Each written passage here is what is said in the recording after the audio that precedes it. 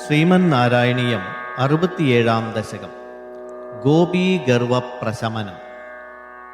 സ്ഫുരത്പരാനന്ദരസാത്മകേന ത്വയാ സമാസാദിതഭോഗലീലാ അസീമമാനന്ദഭരം പ്രപന്ന മഹാന്തമാപുർമദമംബുജാക്ഷ്യ നിലീയതേ സൗമൈമയ്യമായം രമാപതിർവിശ്വമനോഭിരാമ ഇതി സ്മ സർവാ കലിതാഭിമാനാ നിരീക്ഷ്യ ഗോവിന്ദ തിരോഹിതോഭൂ രാധാഭിതാം താവദജാതഗർവാം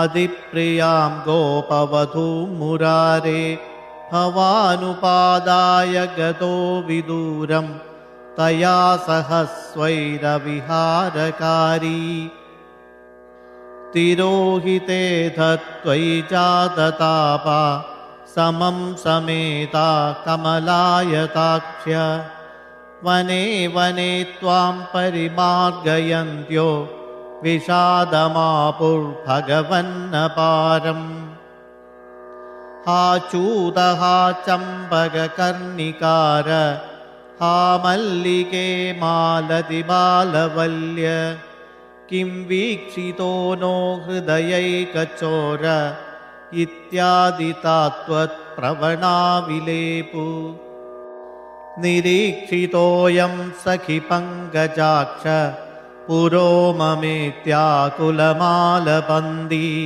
ത്വാം ഭാവനാ ചക്ഷുഷി വീക്ഷ്യ കാചി താപം സഖീനാം ദ്വിഗുണീചകാര ത്വദാത്മികാസ്താ യമുനാതടാന്തേ തവാനുചക്രു കില ചേഷ്ടിതാനി വിചിത്യ ഭൂയോപി തഥൈവ മാനാത് ത്വയാ വിയുക്താം ദദൃശുശ്ച രാധാം തതഃ സമം താ വിപിനേ സമന്താത് താമോവതാരാവധിമാർഗയന്ത്യഃ പുനർവിമിശ്രായ മുനാതടാന്തേ വൃശം വിലേപുശ്ച ജഗുർഗുണാംസ്തേ തഥാ വ്യഥാസങ്കുലമാനസാനാം പ്രജാംഗനാനാം കരുണൈകസിന്ധോ ജഗത്രയീ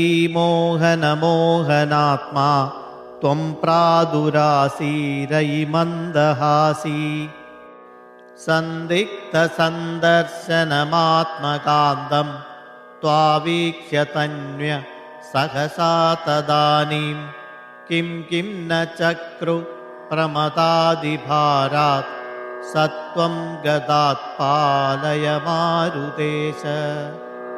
ഓം നമോ ഭഗവതേ വാസുദേവായ. ശ്രീകൃഷ്ണ പരമാത്മനേ നമഃ.